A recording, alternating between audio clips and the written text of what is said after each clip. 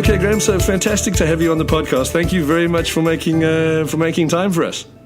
It's a huge pleasure. I'm really excited to talk to you. Now, Gaimh, the author of Nurturing Natures and the Good Life, consultant forensic psychotherapist here with us on the Gaimh podcast.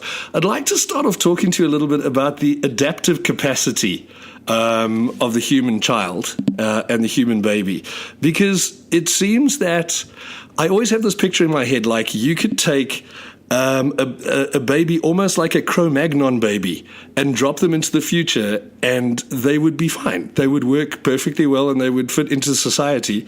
But you can't do that with an adult. It's like there's this huge neuroplasticity to the child. Absolutely. I think you couldn't have said it better, really. So we are born with an extraordinary capacity to adapt to our environment. And I think this has been part of the quite amazing capacity of humans to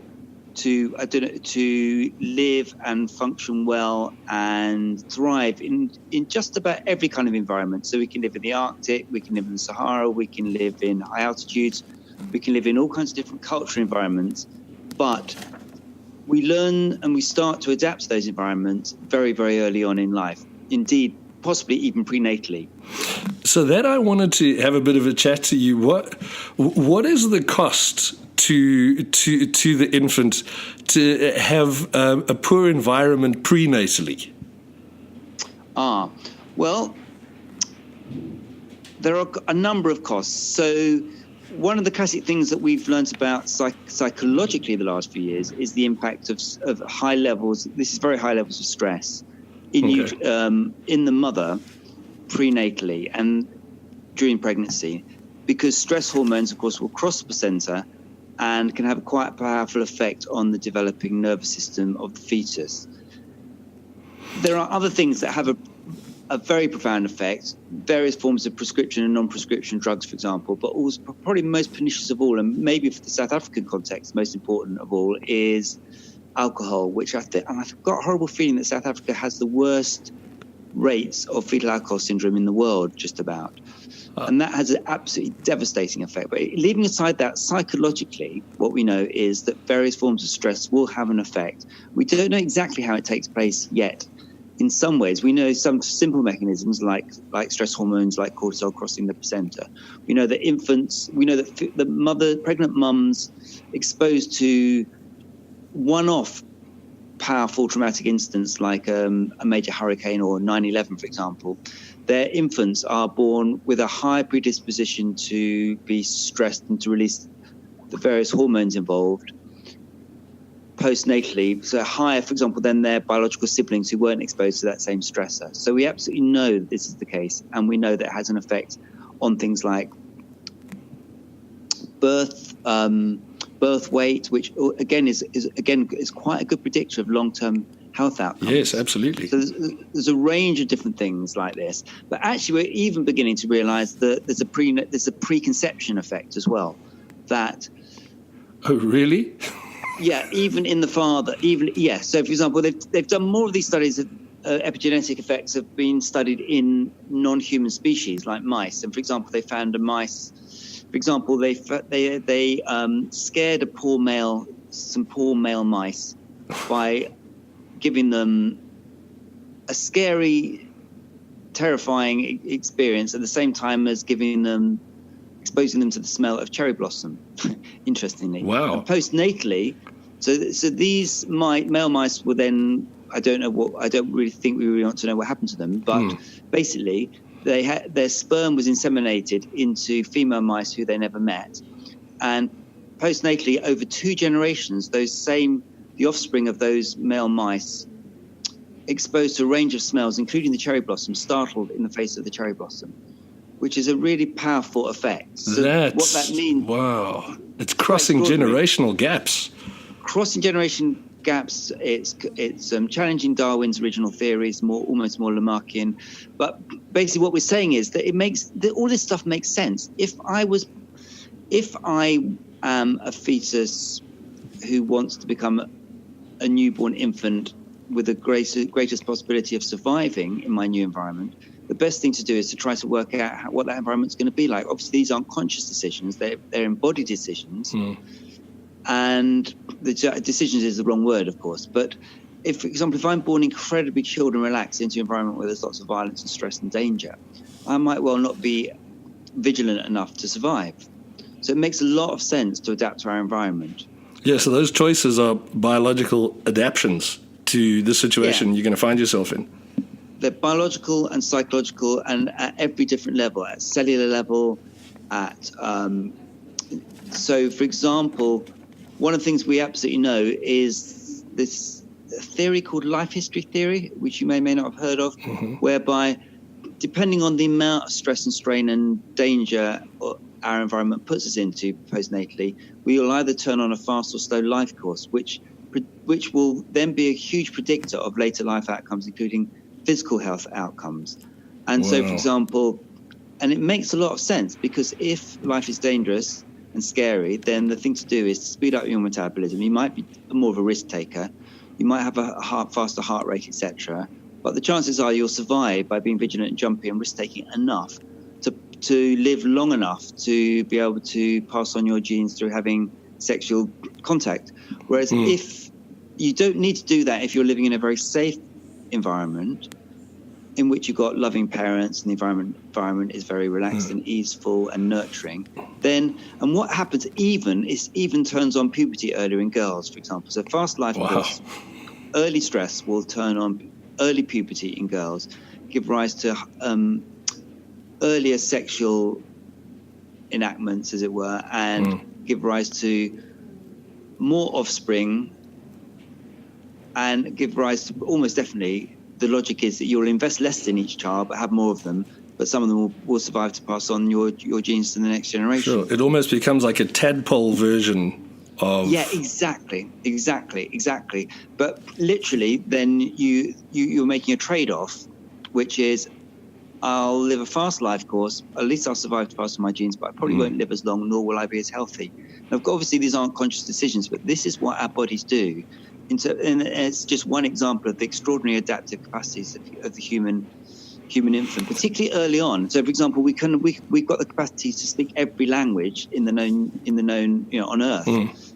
But if we don't get exposed to those languages in the first 12 to 15 months, the chances are we won't ever speak them in quite the same way. In fact, they get encoded in different parts of the brain. And I think it's rather similar in terms of emotional experiences, that it's not that we can't learn to live in different emotional environments, but the deepest learning is taking place very, very early on, and that's what happens in different attachment styles.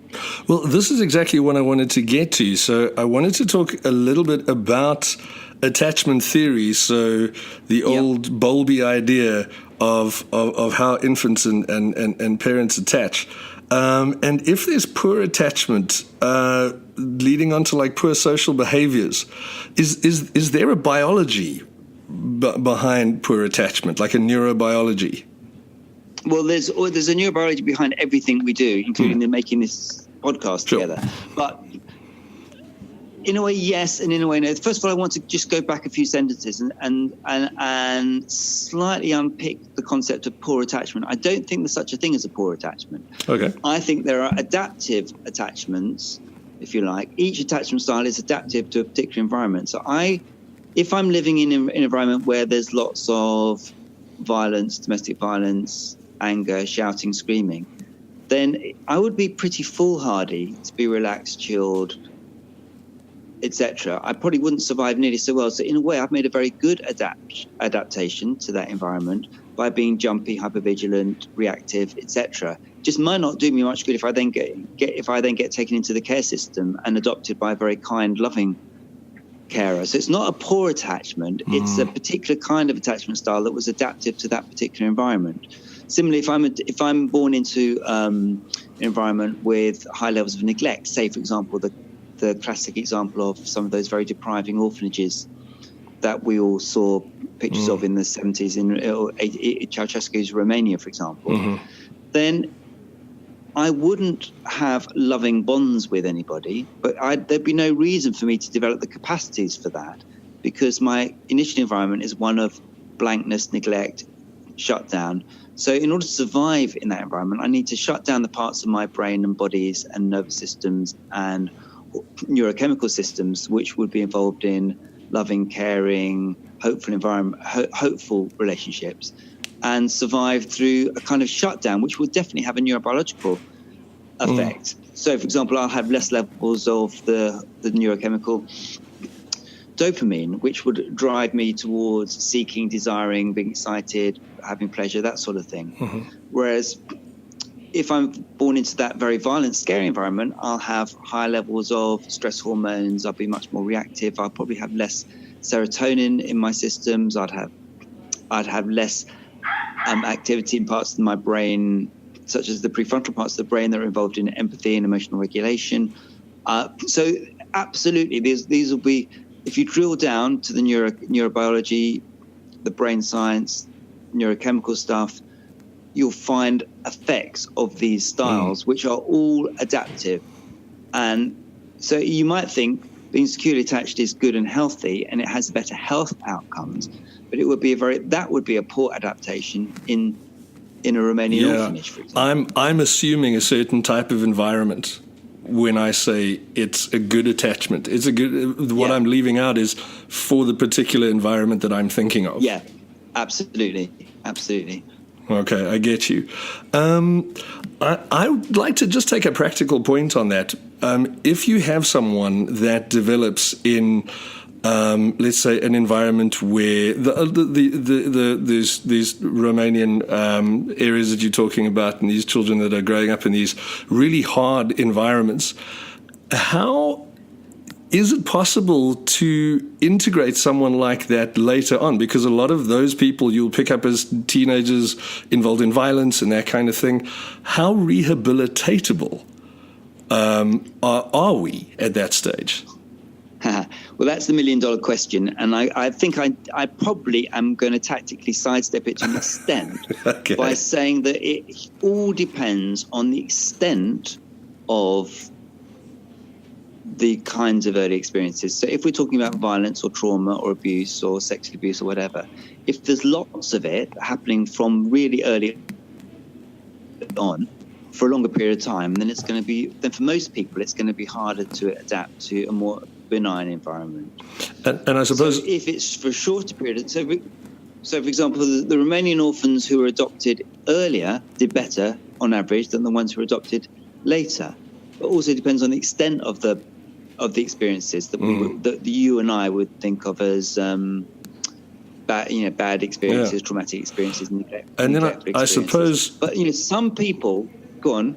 Sorry, I was just thinking. I suppose to take it full circle, to really get a rounded picture, you would then want to find out the life history then of the parents of that child and their parents and their experiences, which are being passed along genetically. Yeah, in an ideal world, you would. Yeah. And you'd like to find out, certainly at the very least, the last trimester of pregnancy and the first couple of years, but those are the vital times for the development of the brain and for the development of our neurochemical programming systems and the development of the mind. So I would say the first couple of years, particularly, you always try to get a history of preconception, if possible, pregnancy, and certainly the first couple of years. It's also worth remembering in relation to your question, though, about the possibilities of change, that some people are more or less, and some are less affected by the same kind of experience. And that is partly to do with the kind of genes we inherit. So some people are simply more affected by their experiences than others. So they're more likely to be badly affected by bad experiences and to thrive more in situations where they're having good, benign, loving, nurturing experiences. I get you. So it's not that everybody's going to be affected in the same way by the same kind of experience. You touched on empathy earlier. Now, traits like empathy and compassion and all the way through to altruism, how do we develop these traits? Well, you don't develop them if you don't have anybody in your life who's been empathic or compassionate or altruistic towards you, I don't think. These are learned behaviors or learned ideals. In a way, they're unconsciously, non-consciously learned through the experience of internalizing what other people do with you and to you, as it were. So it's very hard to genuinely be loving if you never felt loved. It's very hard to genuinely be compassionate to somebody and care about what they're feeling if you've never had those experiences yourself in somebody else's presence. So that's partly why the first couple of years are so crucial, because the seeds and the roots of those capacities are being laid down at that time. Because I would take it that if that wasn't your experience in the beginning, in those first couple of years, you could manage compassion later, but it wouldn't be as sort of inbred into your psychology. Yeah, I think that's true. You can also, for example, there's something called earned attachment, as it were. So it's possible that through good experiences later on in life, which might well be exactly the kind of experiences that listeners here will be giving the children and young people they're working with, that some good later experiences will compensate to an extent or inoculate to an extent against some of the bad adverse early experiences. Okay. So we probably all have an experience of, I don't know, somebody who helped us in our school, teacher, mentor, somebody, a family friend who might have given us something that our parents weren't able to give. And that will have an effect. The more of that, obviously, the better. And that might well be a professional, a therapist, somebody else who can help develop those capacities. And that's what we're doing, really. We're trying to help people develop, in a way, self-compassionate capacities before they can develop compassionate capacities for other people. I get you. Perfect. Graham, there are two more points that I would like to touch on. Sure. I'm not too sure how to ask. Myself, in my work being a chiropractor, I am super interested in your understanding neglect and abuse through this new way of thinking about the autonomic nervous system, where you talk about the dysregulation and the shutdown states. Right. I would really like to. How could I phrase that question to you? Well, I think there's some very interesting new theories about the autonomic nervous system. The person who's talked about this most of all is Stephen Porges, but many other people have been writing about it in slightly different ways. Okay, so polyvagal theory. I'm with you. Yeah. And in particular, I think, certainly in the UK, and I imagine in a lot of the South African context from what I've understood from my visit, is that the majority of people, young people and children that people are worried about, are young people who are, for example, acting in ways which we have historically called externalizing. They might be violent, reactive, jumpy, a bit all over the place, unable to concentrate, that kind of thing. So that would tend to come with what has historically been called sympathetic nervous system reactivity, which might be fast heart rate, shallow breathing, the sorts of reactions which are, again, very adaptive and useful in the face of danger. A leopard comes around the corner, you'd be a bit silly to relax and smile at the leopard. So yes. You have all those sorts of reactions. But too many of the children and young people we're working with are living in that world too much of the time. And that has a profound effect on the development of the autonomic nervous system, because so many of these people can't come out of that place and they see danger where most of us don't see danger. So that's a hyper-reactive state, if you like. If we're feeling relaxed and we're in a secure environment where everybody's loving and kind and caring, then another branch of the vagus nerve, of course, fires up the ventral vagus nerve, which is the most sophisticated branch, which links our brainstem, facial muscles, particularly the muscles around the eyes, actually. So it's very important to be able to focus on people's eyes, heart, stomach, internal viscera. And when that's firing up, we feel relaxed, our social engagement system is on, all the rest of it. And a whole range of different neurochemicals are being released. Heart rate variability is particularly a good biomarker for measuring that. And you can train these things. Heart rate variability is much more hopeful if you have loving parents, if you've got a secure attachment, but you can train it through pure breathing techniques as well to an extent. Athletes have better heart rate variability as well, for example. So the bit that I think is particularly new, that's been left out a little bit, is what happens in the face of life-threatening danger, where you have what Porges called immobilization with fear, which is you have a kind of shutdown state, which I don't think has been recognized sufficiently. We've talked over the years about states like dissociative states, but I think there's too many kids who move into these shutdown dissociative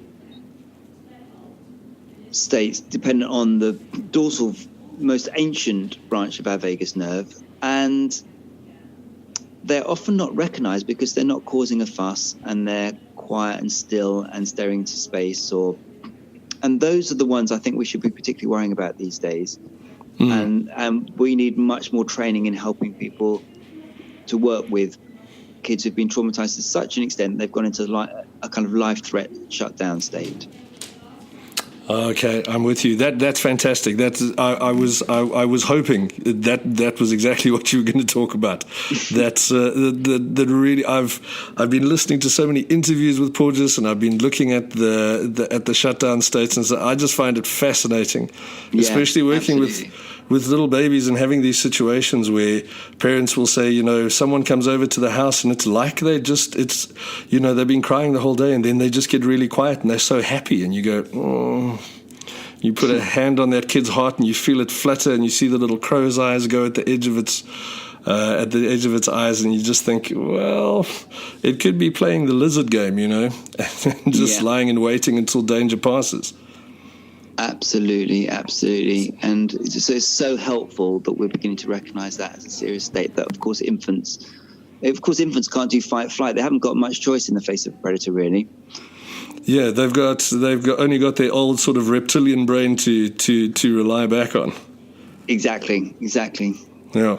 The last thing, Graham, that I would like to talk about, which I think a lot of people are really interested in now, is the vulnerability of the developing brain to technology and our access to the internet and that kind of thing. I think that's a big thing that's on the mind of a lot of people, especially when it comes to the addictive side of things. How vulnerable are our brains to technology?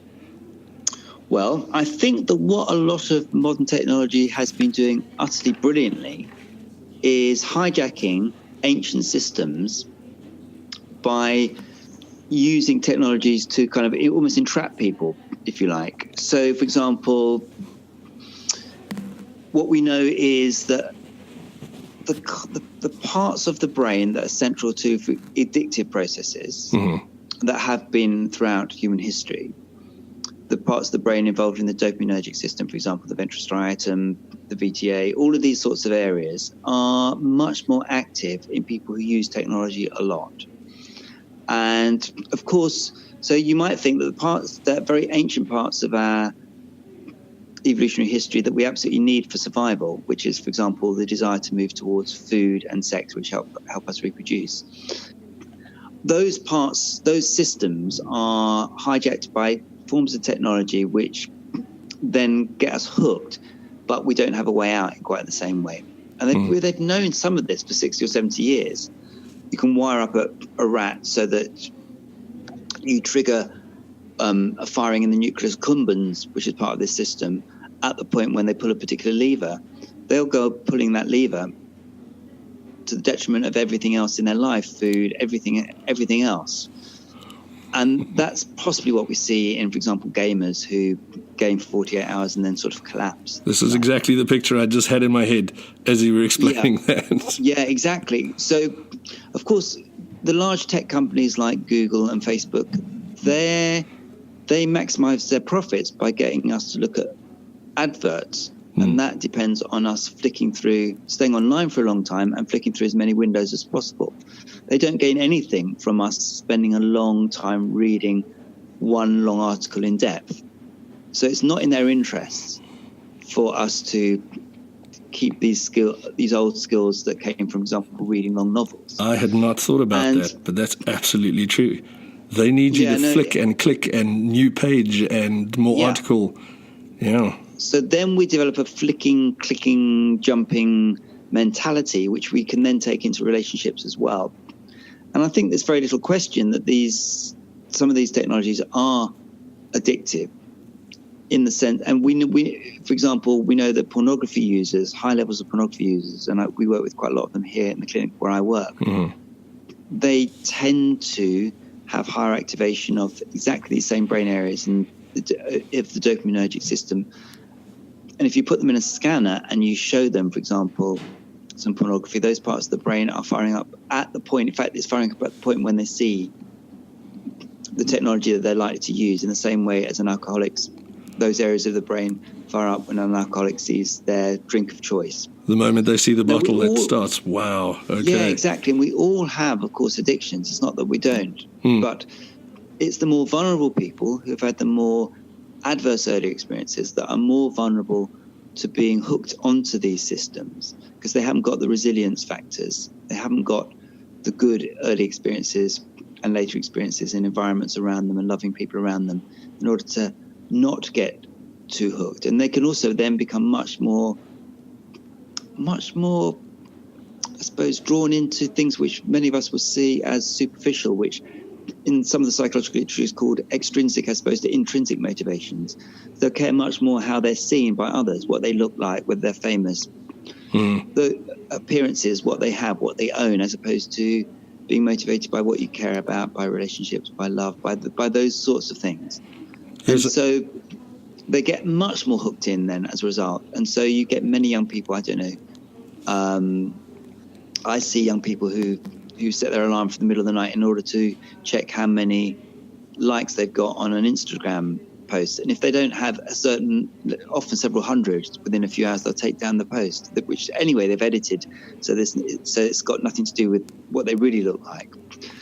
What I don't want to be is a Luddite. I think there's many forms of technology that can be used much more healthily, hopefully, including forms of technology which allow forms of biofeedback, neurofeedback, for example, heart rate variability tools, or tools which enhance concentration, or tools that enhance compassion, altruism. All of these things, they can be developed, but that's not what the big tech companies are developing. Because that's not where the advertising lies. That's not where the where the dollars and the pounds. I mean, I hear anecdotally, whether it's absolutely true or not, I don't know, that the big executives in companies like Google and Facebook and other large tech companies are going back to brick phones themselves, but more worryingly, they're not letting their kids have smartphones. And I think probably, if that's true, then that's an important lesson. Yeah, sure. To learn. But I think, as you say, and I think the thing that I really, really loved about what you said there is we can't be Luddites about this. This is the future. It's how things are going. It's how the process works, is that we are more and more linked into technology. It's how can the technology be healthy for us if we understand how almost can we make the technology biologically more appropriate? Yeah, exactly. Can we change the technology we use and how we use it? And also, can we shield the people who anyway would have been vulnerable if the technology didn't exist from technology which actually makes them much more vulnerable? Whether that's girls being enticed to post pictures of themselves online in compromising positions, or being addicted to gaming, or being addicted to pornography, or just being addicted to your phone. So that people are looking at their phones hundreds and hundreds and hundreds of times a day and checking and scrolling and all of those sorts of things. To the detriment of all else. Yeah, absolutely. Yeah, because I suppose that's to a certain point where their self-worth starts to come from, and the metrics of what they're worth are now come from external places. Exactly. And what's important about social media is that what people tend to post is things about themselves. So what happens is you become more narcissistic in the act of using social media. So you're more vulnerable to start with if you're more prone to being hijacked by these technologies. And then you become increasingly narcissistic, if you like, because you're just posting stuff about yourself and hoping for likes all the time. And you get addicted to that process. Sure, massive positive feedback cycle there. Yeah. Okay. Yeah. Dr. Graham Music, we're going to leave it there. Thank you so much for your time. I've really enjoyed this. I think this has been quite an eye-opening chat. And thank you so much. Thanks very much, Mike. Really good to speak to you, and good luck. Cheers. Cool. Thanks very much.